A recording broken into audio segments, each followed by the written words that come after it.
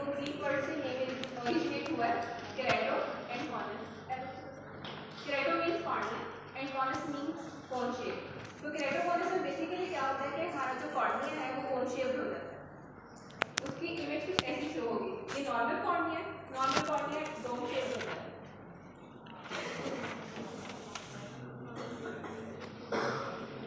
ये हमारा normal cornea है। लेकिन केराटोकॉनस में क्या होता है कि इसकी शेप कोन शेप हो जाती है।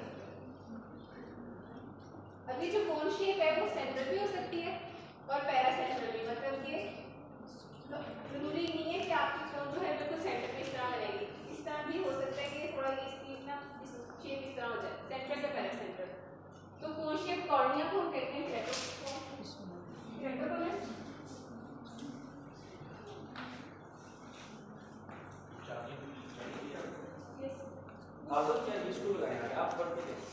डेफिनेशन क्या है इसकी कि it is a non inflammatory ectatic condition of the cornea in which there is progressive central और paracentral stromal thinning of the cornea. इसको कुछ पार्ट्स में डिवाइड करें इसकी डेफिनेशन को कि सबसे पहले तो नॉन इन्फ्लेमेटरी कंडीशन है कि इसमें आई की किसी किस्म की इन्फ्लेमेशन नहीं हो रही।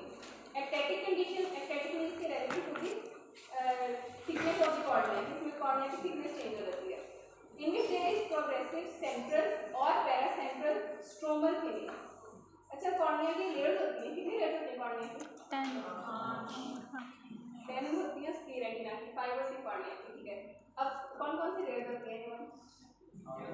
एपिथेलियम होती है, बोमन्स होती है, अब उसकी लेयर का नेम है बताया है स्ट्रोमा। स्ट्रोमा की थिनिंग होती है, लेयर होती है कॉर्निया की। सबसे पहले एपिथेलियम है, एपिथेलियम के बाद बोमन्स मेम्ब्रेन है, फिर स्ट्रोमा है, डेस्मेंट्स मेम्ब्रेन है और एंडोथेलियम। अब जो इसमें मिडल वाली है ना स्ट्रोमा, उसकी बेसिकली थिनिंग होनी है। स्ट्रोमा की थिनिंग या तो बिल्कुल सेंट्रल एरिया से हो जाएगी, सेंट्रल एरिया से होगी तो वो सेंटर में कोन बनेगी। पैरासेंट्रल यानी सेंटर के सराउंड जो नियर बाय एरिया से होगी तो कोन जो दूसरी मैंने बनाई थी वैसे बनेगी। अब स्ट्रोमल थिनिंग हो गई है, changing it from dome shape to cone shape. ये डेफिनेशन ऐसे ही याद करेंगे। इसके कुछ पार्ट्स बताएंगे। सबसे पहले नॉन इन्फ्लेमेटरी कंडीशन है, एक्टैटिक कंडीशन है, उसके बाद कॉर्निया में स्ट्रोमा में चेंजेस आती है या सेंट्रल एरिया में या पैरासेंट्रल एरिया में। उसकी वजह से जो स्ट्रोमल थिनिंग हुई है उसकी डोम शेप चेंज हो जाएगी कोन शेप में।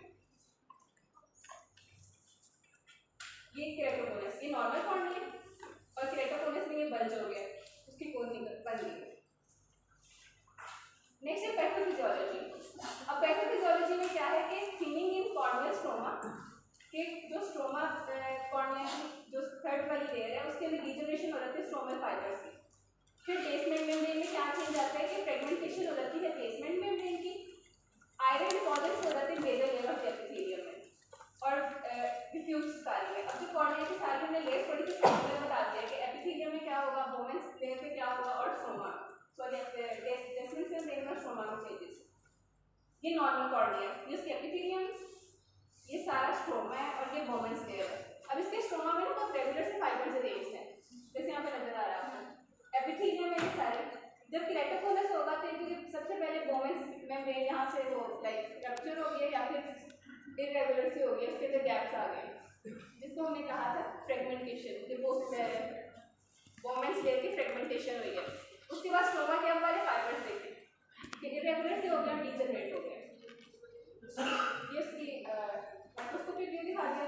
इटियोलॉजी क्या है कि कॉर्नियल डिस्ट्रोफी है, आई रेटिंग 66 to 73%। अच्छा, ये केसेस है कि जो केराटोकॉनस के केसेस आते हैं हमारे पास उसमें 66 से 73% लोग ना आई रेटिंग की बहुत ज़्यादा फ्रीक्वेंट आई रेटिंग कर रहे होते हैं। इस तरह नहीं है कि अगर आप आई रब करते हैं तो इसमें इतनी परसेंटेज आपकी केराटोकॉनस की आएगी, ये 20% की सकते हैं। उसके बाद हार्मोनल चेंजेस है, प्यूबर्टी पे मोस्टली इसकी अपीयर होती है केराटोकॉनस। हेरेडिटरी में लेस देन 1 in 10 चांसेस, अगर आपके किसी ब्लड रिलेशन को केराटोकॉनस है तो 10 में से 1 चांस है कि वो आगे ट्रांसमिट होगा। Can either be due to primary और सेकेंडरी कॉजेज। अब इसकी डिटेल से प्राइमरी सेकेंडरी कॉजेज पढ़ेंगे हम। अच्छा, जो आई रेटिंग थी ना, नॉर्मली आई रब करते हैं वो वक्ती तौर पर तो सुकून मिलता है, लेकिन उसके आई पे बहुत ज़्यादा डेटोरिएटिंग चेंजेस होते हैं और केराटोकॉनस इज वन ऑफ देम कि आपके कॉर्निया में कंटिन्यूस रबिंग से ना लेयर्स डैमेज होती है। प्राइमरी कॉजेज में इडियोपैथिक है और autosomal dominant. 10% of the cases, जो टोटल केसेस केराटोकॉनस के आते हैं उसमें से ऑटोसोमल डोमिनेंट है जेनेटिक। सेकेंडरी कॉजेज में सबसे पहले है ऑक्यूलर डिजीजेस के आई के कौन कौन सी डिजीजेस हैं जिनके साथ एसोसिएटेड हो सकता है केराटोकोनस। सबसे पहले है कंजेनिटल ऑक्यूलर एनोमलीज जिसमें रेटिनाइटिस पिगमेंटोसा को बहुत डिटेल से बताया जाना है। फिर है प्रोग्रेसिव डिजेनरेशन ऑफ रेटिना, ये रेटिनाइटिस पिगमेंटोसा भी होता है, मतलब उसकी डेफिनेशन शॉर्ट करके लिखी मैंने। फिर है एनीरिडिया। एनीरिडिया में क्या होता है, पार्शियल या complete absence of the iris. ये दो कंजेनिटल ऑक्यूलर एनोमलीज हैं जिनमें जिनकी वजह से केराटोकोनस हो सकता है।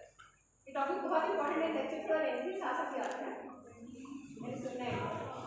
उसके बाद सिस्टेमिक डिसऑर्डर्स में क्रोमोसोमल डिसऑर्डर्स है, क्यूटेनियस डिसऑर्डर्स है और कोलिगेटिव टिश्यू डिसऑर्डर्स है। क्रोमोसोमल डिसऑर्डर्स में डाउन सिंड्रोम है। खामोशी से सुने, डिस्टर्बेंस ना करें। क्या इतनी क्या फनी बात होगी, अगर मुझे बताया क्या है, कोई मसला है?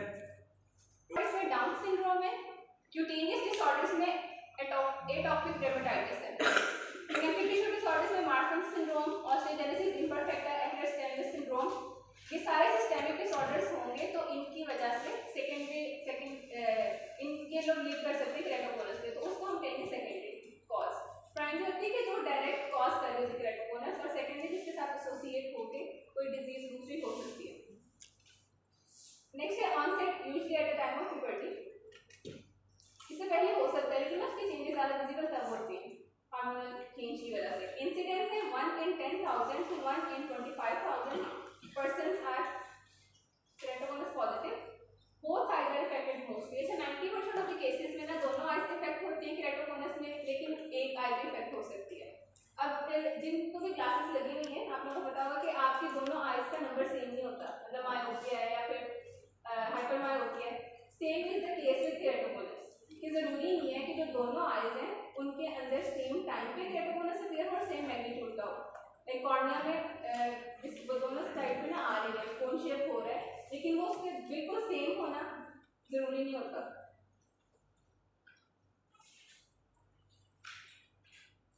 टाइप्स है इसकी based on spherical of the curvature and based on the shape. इसको बस सुनने याद नहीं करनी। माइल्ड, मॉडरेट, एडवांस प्लस की होती हैं टाइप्स, और शेप की बेस पे इसको निपल कोन्स, ओवल कोन्स या एलिप्सॉइडल कोन्स और ग्लोबस कोन्स में डिवाइड करते हैं। सिम्टम्स बहुत इंपॉर्टेंट है।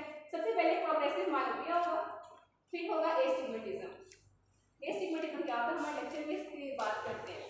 अब एस्टिग्मेटिज्म में क्या होता है कि नॉर्मली कॉर्निया और यहाँ पे होगा लेंस।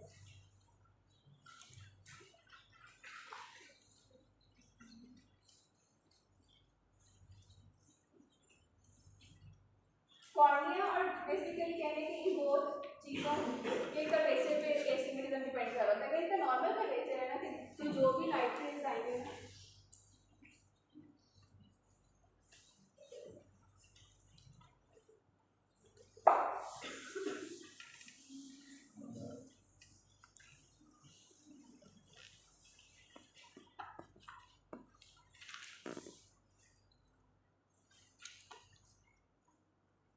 वो रेटिना पे एक पॉइंट पे फॉल करती है। ये उसकी शेप थी सर्कुलर, कॉर्निया की भी और आपके लेंस की भी, तो उन्होंने एक ही जगह पे सारी लाइट रेज को कन्वर्ट कर दिया। अगर सपोज ये कॉर्निया की शेप थोड़ी सी इस तरह हो जाए या फिर लेंस की इरेगुलर शेप हो, अब जो लाइट रेज आ रही है वो यहाँ से डिफरेंटली रिफ्लेक्ट होंगी और यहाँ से उनका जो पाथ ऑफ रिफ्लेक्शन डिफरेंट होगा। इस केस में क्या होता है कि एक दफ़ा सपोज यहाँ पे आके कन्वर्ट होगी लाइट रेज, नेक्स्ट टाइम यहाँ पे हो गई। अब उसकी वजह से एक ना एंगुलर कहने की वो एसिमेट्रिकल से विजुअल डिसऑर्डर आ जाता है कि पर्सन को सही तौर पे नजर नहीं आता।